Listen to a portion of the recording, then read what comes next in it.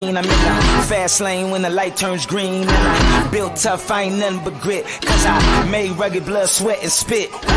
Yeah, like a horse I fly, better push yourself in for a bumpy ride. I like to play hard, but I work harder, and I weather the storm cause I'm built stronger. What is up, ladies and gentlemen? We are back. We are live. It is the Freight Coach Morning Show, the top morning show in transportation, coming to you guys every single weekday, 8:30 a.m. Pacific, 10:30 Central, to break down some industry headlines, and most importantly, provide some actual insight into what you can do with all of this information. If this is your first time tuning in, welcome. This is the real side of freight. You guys, I do this show every single weekday, and I also do a twice a week long form podcast where I only speak with transportation professionals at the end of the day, you guys. I only speak with individuals who have been in the trenches, who have done the job, who have done that because we're just trying to provide actual information that you can apply, utilize, and see a meaningful difference in your business and your life. It's one of the many reasons why I proudly fly this American flag behind me every single day. Is not only is this the greatest nation on earth, but I'm living my American dream, and I want to help you guys live your American dream as well. And it needs to come from people who have actually done the jobs and accomplished what you are trying to accomplish and achieve out there. I do have some articles we're going to break down today. It's a solo show today, so we're going to be doing a little bit of a lane analysis as normal on this, and we will jump in. We got Zach Williams in the house already. Good morning, Freight fam. Zach Williams is with SPI Logistics, you guys. If you guys want to become an independent freight agent and take control of your financial future, hit up Zach. Good morning, Carla. Carla Isted is in the audience as well already. And before we go any further, you guys, I got to give a shout out to my friends over at VHub. You guys, vhubapp.com. Whether you're a broker, carrier, or a shipper, we all need access to freight at some point in time, or trailers at some point in time. And the best part about with what they have going, you guys, is you get paid to move these trailers. That's right. You get paid on top of the revenue that you can get by loading these out. So this is great for a small fleet or an owner op who is battling raising costs for literally everything out there. So with what they're working on right now, you guys, they got a reefer over in St. Cloud, Minnesota, going to Mississauga, Ontario. And they also have another reefer trailer down in Mason City, Iowa, needing to go over to Mississauga as well. And what you do is you go onto VHub and put your offer in there, you guys, on what you would need to move those trailers. They are also working Milton, Ontario, a dry van needing to go to Moncton, New Brunswick. You get 400 Canadian to move that. And then finally, they have a dry van in Winnipeg, Manitoba, going to Vaughan, Ontario, and you get 500 Canadian to do that. And again, you guys, that's on top of the revenue that you can get by loading those trailers out. So hit them up, you guys, vhubapp.com. My friends Xavier Campos and Stacy Steen, they will be in the audience. Just do me a favor. Let them know that the Freight Coach sent you. Mike, what's up, man? Mike McCulloch is out here. He's with SPI Logistics as well. I'm actually meeting up with Mike here in a little bit. We're going to go have lunch out here in Arizona today. So it's going to be great to see him. Erica Hamilton, let's fucking go. Happy Tuesday, everyone. Sonny Sharma, good fucking cold morning, he says. Sonny, you're in California, bro. Like, what is it, 70? Is that cold for you?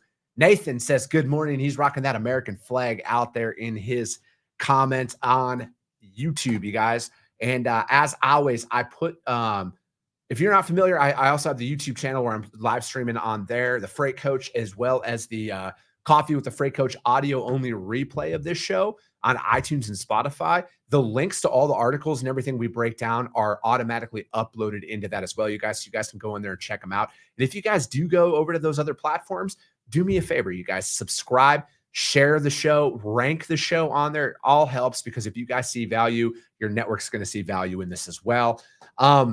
We are at day 212 of the Freight Coach tally. And that means that we're 212 days of going live. But it's also the reminder that there is a truck parking issue in this industry, as well as a facilities issue. You know, there's a lack of basic necessities out there that we all take for granted when it comes down to it. Access to showers, access to food, stuff like that. And we're going to continue to talk about this every single day until there is actual change implemented at the legislative level, if it needs, or what. But we have to continue to bring this information to the forefront to see these changes made. Also, here is a reminder, the national average for fuel, it did go up again. It went up to $4.62 a gallon. We are up 78 cents year over year. I get all of this information, you guys, from the EIA, EIA.gov. Use that as you see fit. Yeah, don't shoot the messenger, though. I know all the drivers who are watching this do not need a reminder that fuel is going up and continuing to go up out there. Let me see here. David K, let's fucking go. Happy Tuesday from Red Trucking out in New Jersey, New York ports. Thanks for joining in, David. All right, you guys, we're going to do a lane analysis here. Again, these are just complete random city to random cities that's going on out there. We're going to choose Atlanta, Georgia reefer going down to Tampa, Florida. And we are going to look at this rate cycle here. So between current and the 90-day history on it, it's remained pretty consistent. It's at $3.33 a mile, including fuel. It's spiked up to $3.47 at the the holidays, and then it held firm there at the 60-day and the 30-day mark. So that pretty much you can include Thanksgiving holiday freight and Christmas and New Year's holiday freight out there. And then it stayed there even up to 15 days ago. It was still at $3.49, and it has dropped back down to $3.36 a mile out there right now. So I would legitimately pay close attention to this, you guys. Any freight going into Florida, produce season, especially reefer freight, produce season starts shipping here very soon. So we all know what's going to happen. All right. It's essentially February. Freight is going to get exponentially cheaper going into Florida because rates increase exponentially coming out of Florida. So if I would pay attention to this as you're bidding out freight, especially if it's on a monthly or a quarterly basis or however these bids go. If you can lock in a high price going into Florida, more power to you. But realistically, those rates are going to start to fall. I wouldn't be surprised if this one drops a pretty penny here coming up in the next 4 to 5 weeks as produce season ticks up, which happens. And then again, you guys, for those of you who are unfamiliar with it, produce season will eventually transition up into Georgia and the Carolinas as well. And then it will also tick up out in Texas, Arizona, and California. So start paying attention to that stuff, you guys, and that can help you as you're like, I don't chase freight markets from a sales perspective at all, because like literally everybody's going to start calling produce shippers out there on all the areas that I had just mentioned. I stay firm in my open deck and heavy haul lane, in my niche, excuse me. But when you're doing this and bidding this out, this helps you win more freight going into those markets. If you can read these and you know when the seasonality starts to tick up, because we know that rates increase out of those areas, and generally speaking, inbound freight will not hold up from a pricing perspective. Let me see here. All right, we're gonna get into an article. Louis, what's up, man? Good morning. Let's get some. JVR Freight LLC. Good morning, all. Thanks for joining. Tracy O. St. Clair. Good morning. I think we're technically international after this comment here from Malama Mumba. He says, hello, and good evening from sub-Saharan Africa. We're international now, ladies and gentlemen. We are on a different continent. What is up?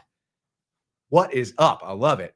I got a guest coming on tomorrow, actually. I want to bring this up because we're going to talk about freight sales tomorrow. We're going to talk about building up your books of business tomorrow with my good friend. He's been on the show in the past. But, we're going to talk about this. And, and again, like the post that I put up yesterday, guys, talking about the realities of like the rejections never stop. The rejections never sting or stop stinging. All of that stuff is a part of it. But at the end of the day, you guys, those discomfort, those situations, those are the ones you have to push through the most, because most people stop at a little bit of adversity. Most people stop when they feel like, oh, I'm not good enough, or you know what, that prospect was right. I am an idiot. Not that anybody's ever told me that, but you guys get what I'm saying. At the end of the day, like legitimately, as I've built up my businesses here, my only focus that I have, because rejection is always a part of it. It doesn't matter how big, small, whatever it is that you are, you're going to get rejected at some point in time. But I'm always focused on this. I've switched my thinking to the next call could change my life. And I will never know the results of that if I don't continue to reach out. Like, I mean, I've been rejected legitimately 5 times this morning already in my prospecting. 5 times already. Hey, you know what? At least I know, right? At least I know that they're not going to want to work with me. So I won't position my efforts and energies towards that anymore. I'm going to go out there and reach out to more people. There are a lot of shippers out there, you guys. There is more freight out there than any of us could ever fathom. So don't let a couple of no's deter you from building the book of business that you want out there, you guys. Do not do that at all. Keep showing up, keep pushing forward, because someone's going to stop following up. And then something's going to happen where that prospect, that shipper needs to reach out to somebody. Who are they going to reach out to in those moments? The person who stopped reaching out? Probably not. Or the person who continuously follows up and provides value and adds value to them. So pay attention to that as you're going through this, you guys, because I know how challenging it is out there. I'm in the trenches with you. You guys, I'm not reporting from the sidelines anymore. Freight Coach Logistics is fully functional. We're moving freight. I'm in it with you. I'm going through the exact same stuff you guys are every single day. But just like with this content, I'm going to keep fucking showing up because I got a family to feed. You know, I got a family to feed, and I don't have a backup plan. I don't have a golden parachute. I got none of that. All right. I'm here in the trenches with you. And that's why we're doing this show every single day, to continue to talk about this stuff to improve your guys' businesses. JVR Freight. Yes, we are global. We are a global brand now. That's happening. Nathan says international freight coach. Fucking right, dude. It's happening. All right, you guys, let's break down some articles here. First article is going to be from freightwaves.com. Volume returning to trucking market, but carriers aren't feeling it. All right, you guys, there are encouraging signs that demand is returning to the U.S. trucking market based on high-frequency truckload data from the FreightWaves sonar. In the OTVI, Outbound Tender Volume Index measures the volume of truckload tender requests in the freight market. Tender data involves actual load requests from shippers to carriers, so it avoids false signals that are prevalent in load board data, ghost loads, and duplicate postings. And since OTVI tracks the contract market, it provides advanced signals of market direction. And then it registered 10,541 or up 12% from the same date in 2020 and 11% from 2019. The 2020 number was weaker than the one in 2019 because of obviously what happened out there. While volumes are up, capacity is still greater than demand. If this continues to show progress over the next few weeks, it will demonstrate that the worst is over for the U.S. goods economy, at least as far as volumes are concerned. Unfortunately, motor carriers may not see any signs of improvement just yet. One factor is that it is not currently showing any level of tightening is in the capacity side of the market. And that the tender rejection index of carriers downturn, it's its lowest point in the history.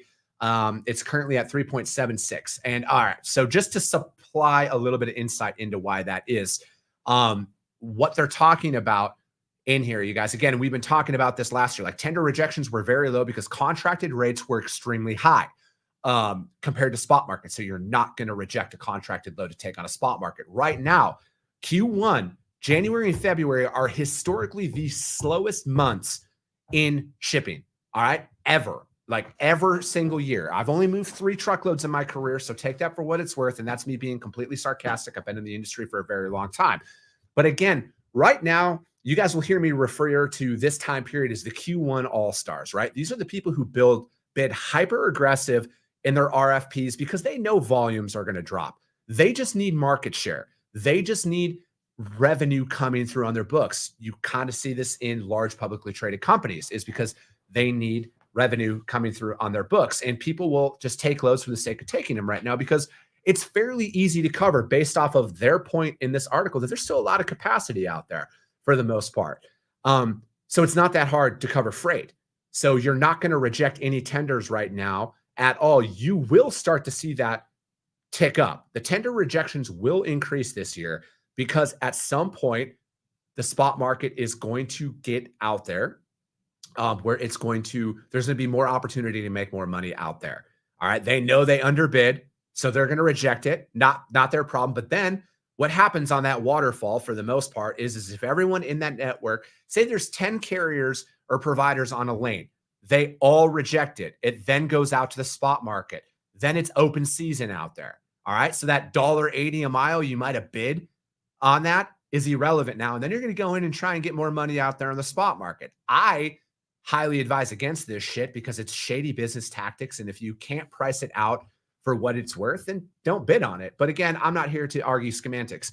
But that's exactly what you're seeing here. So again, the freight market as a whole, I feel like is running fairly healthy. From the other data providers that I study, it seems that freight volumes are still fairly high. They're above where they were pre-pandemic and everything. So again, take that for what it's worth.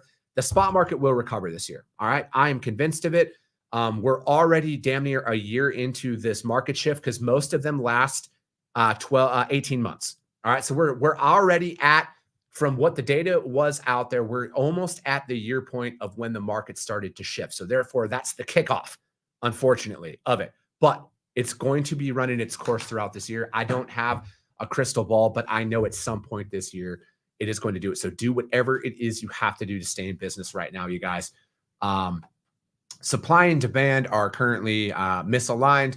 And the important thing to remind about freight is that it is a commodity and the market responds to both supply and demand. The demand side, blah, blah, blah, I guess. And its truckload spot rates reflect the fact that excess capacity is holding the market down. In spite of the increase in volume, spot rates dropped from $2.02 per mile to $1.82 per mile on January 25th. While this is certainly above the lowest rate in the market cycle, the downward trend isn't instilling hope. The good news for truckers is they can hold out for a few more months. Stronger volumes from produce. Oh, weird. It's like another guy with a morning show who wears an orange shirt's been talking about that for a while. But yeah, it's one of those things, you guys, that again, it's starting to trend in the right direction. All right. It's starting to trend in the right direction. And this isn't every lane. Every lane out there isn't running for this specific rate. So keep that in mind as you're bidding stuff out there. That article, freightwaves.com, volume returning to trucking market, but carriers aren't feeling it yet. Kevin Mills, good morning, or Miles, excuse me. Thanks for joining. Parker Cheney says, the good old days of booking $2,000 rips for 2 straight months to getting not a single tender for the next 5 months. Yes, that's pretty much it. All right, you guys, we are going to talk about another article here from fleetowner.com. And we're going to shift gears, pun intended. 4 steps to reducing your fleet's downtime. I am sure there are many things fleets would like to eliminate: high fuel prices, taxes. Yes, we should eliminate taxes. Certain regulations, diagnostics equipment, and then the list goes on. Downtime has a hard dollar cost, but it also causes frustration for drivers. I've been in the trucking industry long enough to know that it is not impossible to eliminate all downtime. There will always be that nail that gets to the tire, an accident caused by a driver that cut in too close to a truck. But it is possible to reduce the number of roadside breakdowns by taking a few simple steps. Refocus driver efforts. We all know that drivers are the first line of defense when it comes to preventing on-road breakdowns. Make sure they understand just how important they are in the process of keeping your trucks on the road. While pre and post trips are mandated, they are completed with varying levels of thoroughness. It is not a bad idea to periodically review the proper way to perform a pre or post trip inspection. Even if it seems like fairly basic stuff, getting the basics right is the foundation for keeping trucks operating efficient or operating properly. And, again, my old man did that a lot. He talked about that a lot in his 40 years of owning his trucking company. Is pre and post trips, preventative maintenance, all of that stuff is what keeps you running long term and not kicking the can down the road on maintenance and service. Engage technicians and make sure your technicians know the value of driver vehicle inspection reports. They need to take it seriously, what's noted in there. And once the vehicle is in the shop, it should be a company policy that it's a complete inspection about signs of failure, and then preventative maintenance, again, talking about that. And then collect and analyze the data from the service events, and then have a system that captures data from every service event. And these are looked at on an asset by asset basis to ensure you are aware of the health of each individual asset. And again, it's like planning a lot of that stuff out. Cause like as fleets, again, if you want to factor in right now that companies can't necessarily get trucks, new trucks at the levels that they used to, and like the fleets are aging to their liking, they've maybe have never had a fleet make it, just for conversation piece, 1 million miles. If they've never had a truck make it to 1 million miles because they've always traded it in for newer equipment, they might not have a maintenance history on that. So again, start tracking all of that stuff and see. And then again, like they said, it's very important. It's on a truck by truck basis. And then obviously the vehicle specs, and then it's, kind of talking about what I had just mentioned there. again, because that the industry is going to pick back up. They're going to get more and more trucks produced and everything out there. So keep that in mind.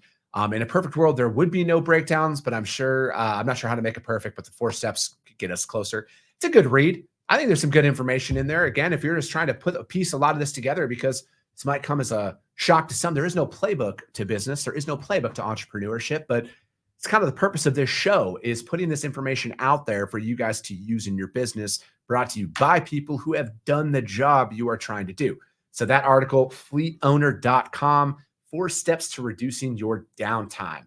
Jesse Griffin is in the house. He said, good customers lose faith in meaningful RFP incumbent renewals when you are a loss leading consistently. Of course, there will always be customers that unfortunately live and die by the number 1 routing guide position wins. Need to work with them accordingly. Yeah, couldn't agree more, man. Nathan over on YouTube, he's with BPW Logistics. He says, amen, maintenance saves money and time. All right, you guys, third and final article is from the Wall Street Journal. The outlook for diesel. Supply woes aren't going away soon.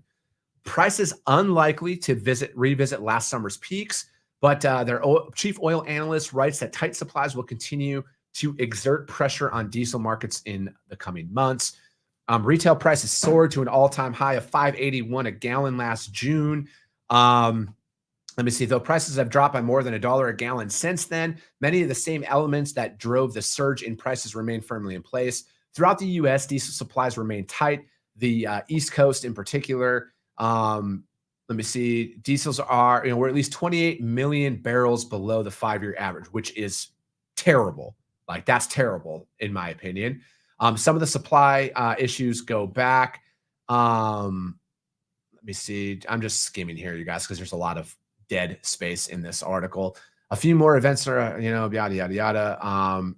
There's expected to be a year of hefty maintenance because refineries deferred important work out there. Many limited the movement outside of maintenance contractors on site, but refineries can't postpone it forever, and the bill is coming due. In terms of Phillips 66 Bayview Refinery in Linden, New Jersey, is scheduled to begin important work on February 2nd that may affect output.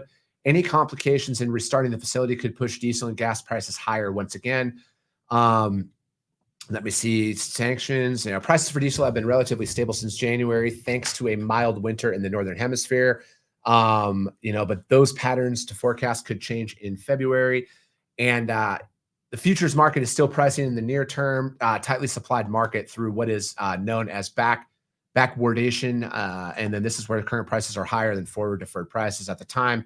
Diesel is the retail level was at $5.25 to the $5.30 gallon range, based on the most recent U.S. average prices of about $4.60 a gallon out there. And so talking about this, because again, you guys, there's a bunch of information in here that kind of is what it is. I have a solution for this. Start drilling back here in America. Reopen up all of those pipelines that happened to get shut down when the current administration took over, affecting thousands of jobs that were out there. But again, you guys, we need to think about this strategically long-term. Like, our oil reserves are at historic lows. All right. Our supply, which again, I did a lot of research out there, and when they're saying like, oh, we have 28 days of diesel or fuel supply left, that's if they stop producing that day. It generally trends around 35 days of supply in hand if we stopped producing historically. So I look back out, this wasn't just current events. So again, but that's something to take into consideration. And like, these are one of those situations that we should never have to worry about. Like, we should be completely self-sufficient in these events. Like when it comes to oil, for example, like the overwhelming majority of this country is powered by oil and diesel and gasoline, right? So we should never be in a position. Now, I'm not going to sit here and say that I don't want to breathe cleaner air, but this pipe dream of shutting everything down, like, our current infrastructure cannot supply or work under what would be needed to power all of those vehicles. Because again, what I haven't seen answered yet is, what do you do when there's a natural disaster? Like the Northern Hemisphere, when it freezes and the power goes out for 3 days because of it's out in a rural area and you can't get to it. If everything's powered by a battery, how the fuck are we going to do anything about that? Same thing down in Florida during the hurricanes. Same thing. What are we going to do if power goes out? Again, I want to see a lot of these things answered, and to put us in a position like this is just not smart. We need to be fully self-sufficient in this. This should never be on the table of a question of a possibility that we might be out of diesel or something might happen. We need to open up and start drilling here again. We need to open up the pipelines and be completely self-sufficient until they come up with a plan that somehow could support the power grid operating fully and effectively in any given circumstances, which has not yet been produced. Again, I'm a diesel head at heart. I love the combustion engine, and I will always stand by those statements. But that article, you guys, was from the Wall Street Journal. The outlook for diesel supply woes aren't going away soon, but they could. They could go away soon, but we all know the realities of that they probably won't. But that's it for today, you guys. I will have a guest on tomorrow. We are going to talk about freight sales. We are going to talk about building business with a guy who's built businesses and has a lot of experience in the industry. And we're going to come and talk about this, you guys, the realities of what a lot of you are facing out there in the industry. So again, bring your questions, you guys. If you guys have any sales or operations related questions for transportation, DM me on social media. We will answer them live on the show, or drop them in the comments. I read the comments as I'm going throughout the show. So drop them in there. We'll take note of them and we will answer them live. You guys, I appreciate that, Louie. But you guys, that's it for today. You guys, the Freight Coach Morning Show. We'll be back tomorrow, 8:30 a.m. Pacific, 10:30 Central. I appreciate you guys. I love you guys, and we'll be talking to you soon.